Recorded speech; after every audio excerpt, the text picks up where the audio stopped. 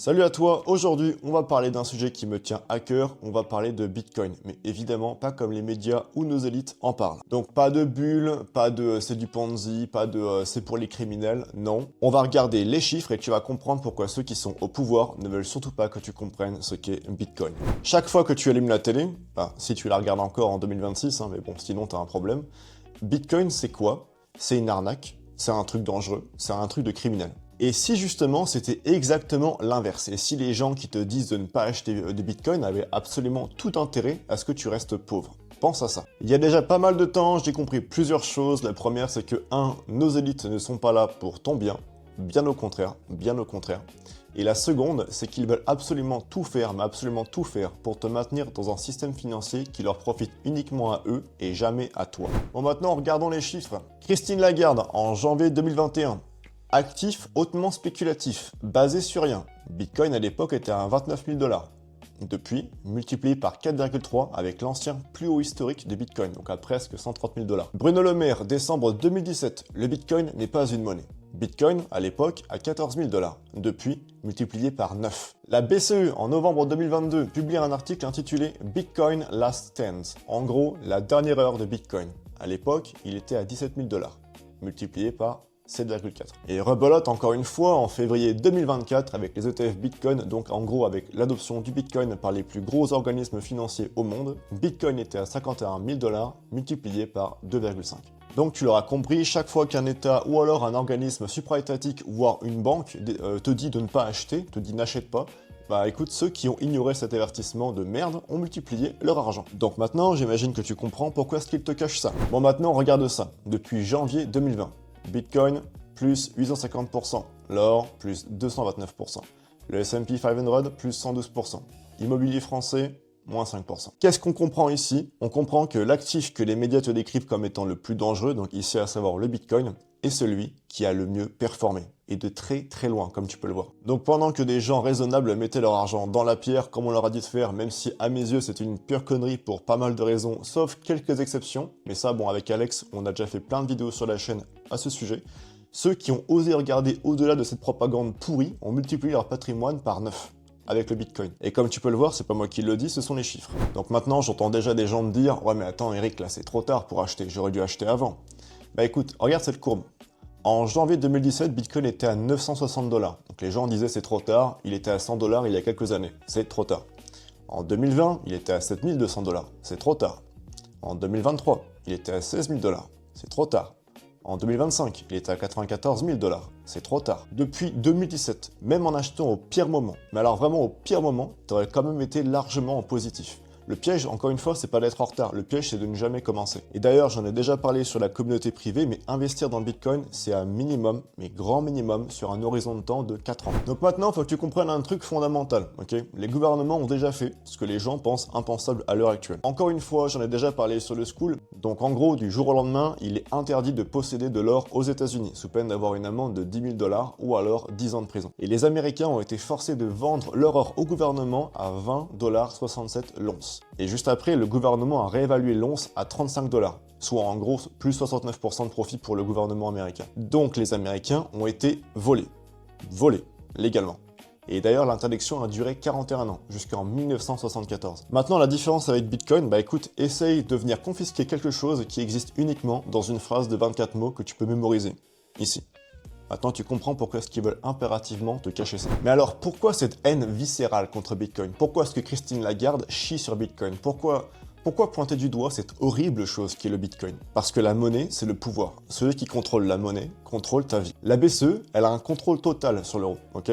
La dette de la France, elle dépasse les 3 482 milliards d'euros. Aux États-Unis, ils ont imprimé 40% de la masse monétaire M2 depuis 2020. Donc en gros, ça fait à peu près 6,6% de nouveaux dollars en circulation chaque année, ce qui évidemment dilue la valeur des dollars de l'année précédente, comme tu t'en doutes. En zone euro, la masse monétaire M3, elle a explosé d'environ 30%. Donc je te laisse quand même faire le même calcul pour la zone euro. Donc, ils impriment, tu payes, et c'est aussi simple que ça. Et Bitcoin, lui, il a 21 millions d'unités. Point final. Personne ne peut en imprimer plus. Il n'y a pas un politicien, pas une banque centrale, personne, c'est gravé dans le code. Et concrètement, ça veut dire quoi pour toi? Regarde, si tu avais mis 10 000 € de côté en 2015 sur ton compte courant, aujourd'hui ton pouvoir d'achat serait d'environ 8 350 €.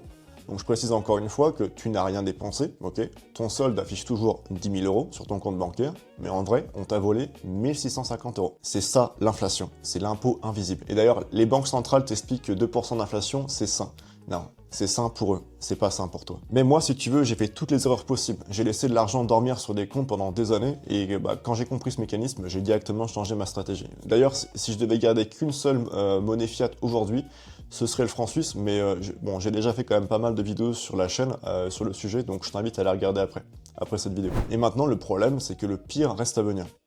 L'euro numérique, ok, donc prévu pour 2029, et là, faut que tu comprennes que c'est pas une crypto, hein, c'est même carrément l'opposé. C'est une monnaie programmable, ça veut dire que l'État pourra décider ce que tu as le droit d'acheter avec ton propre argent. Ton argent pourrait même avoir une date d'expiration, donc par exemple, une règle de dépense avant le 30 du mois sur la somme d'euros numériques actuelle que tu as sur ton compte, ou alors, si cette somme n'est pas consommée, eh ben écoute, tu la perds. Chaque transaction sera tracée, zéro vie privée financière. Il y aura un plafond de 3 000 à 4 000 €. Au-delà, tu es obligé de passer par une banque commerciale. En termes de sécurité informatique, parce que je te rappelle que je suis ingénieur en cybersécurité, on appelle ça de la surveillance totale.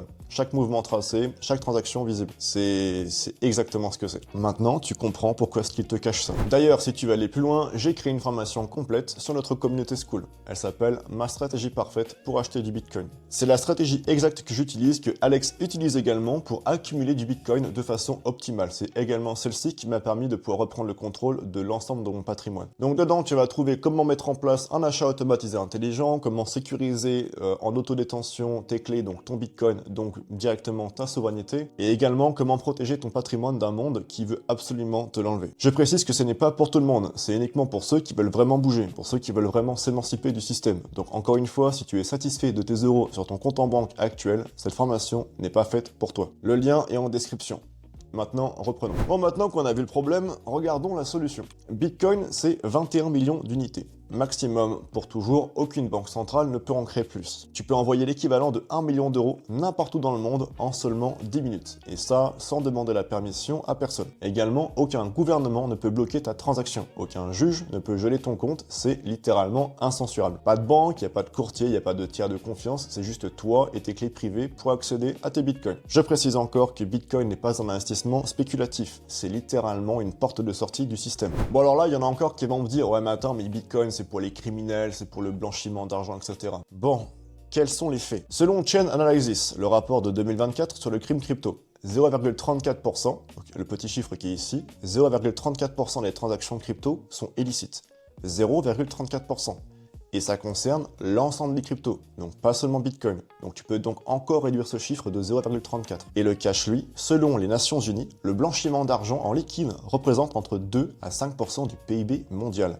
Je répète, 2 à 5% du PIB mondial. Donc ça veut dire quoi? Ça veut dire que le système qu'on te présente comme étant sûr et régulé est largement plus utilisé pour le crime que Bitcoin. Et ça, évidemment, BFM te le dira pas. Aussi, pendant que la France te dit que Bitcoin c'est dangereux, les États-Unis ont créé une réserve stratégique de 207 000 Bitcoins. Le Salvador, zéro taxe sur les plus-values Bitcoin. Et d'ailleurs, c'est pas le seul pays. MicroStrategy, enfin maintenant Stratégie, détient plus de 700 000 Bitcoins. Et les ETF Bitcoin en bourse, ça représente plus de 117 milliards de dollars. Ça veut dire quoi? Ça veut dire que les plus gros acteurs du monde accumulent du Bitcoin. Et on te dit à toi, de ne surtout pas en acheter. Je martèle encore, mais est-ce que tu comprends pourquoi est-ce qu'il te cache ça? Bon, maintenant, regarde ce tableau comparatif là que je t'ai fait. Concernant la confiscation, Bitcoin en autodétention, c'est impossible à confisquer. Ton compte bancaire, par contre, lui, il peut être gelé à tout moment, n'importe quand. Concernant l'impression, Bitcoin, c'est 21 millions max. Par contre, la planche à billets, elle tourne 24 heures sur 24, 7 jours sur 7. Maintenant, pour un transfert international, Bitcoin, c'est 10 minutes.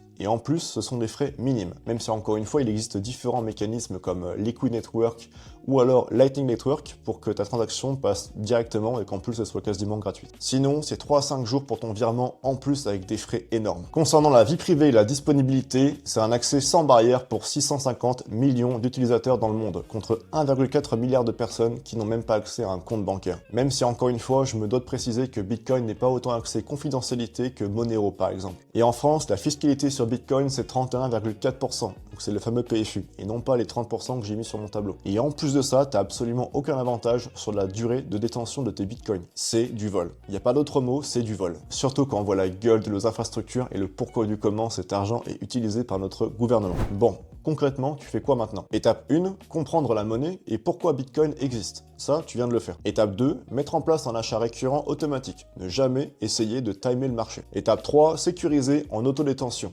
Tes clés, ton Bitcoin. Pas sur un exchange, pas sur une plateforme, toi.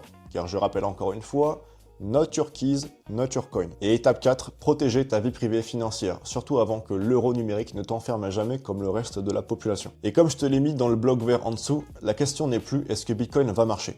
Les États-Unis stockent du Bitcoin, les institutions en achètent, les ETF attirent des milliards et pendant ce temps, la BCE te prépare une monnaie prison. Une monnaie qui va gentiment te faire fermer ta gueule parce que si tu l'ouvres, c'est simple, ils vont directement geler ton compte sous prétexte que tu seras un ennemi du système. La question maintenant, c'est est-ce que toi, tu vas bouger? Bon écoute, si cette vidéo t'a ouvert les yeux sur ce qui se passe vraiment, rejoins notre communauté. On est une communauté de gens qui luttent contre le système et les élites qui veulent absolument nous contrôler. Donc on partage quoi? On partage des stratégies concrètes, on parle d'expatriation, on parle d'investissement long terme, on parle de banking, on parle d'entrepreneuriat. Encore une fois, ce n'est pas du bullshit. On a un but et on s'y tient. Le lien est évidemment en description. Et encore une fois, je me répète, ce n'est pas pour tout le monde. C'est uniquement pour ceux qui le méritent. Dans tous les cas, abonne-toi à la chaîne YouTube si c'est pas déjà fait, partage cette vidéo et puis dis-nous en commentaire si tu as déjà du Bitcoin ou alors si c'est en projet. C'était Eric, à plus, au nom de la liberté.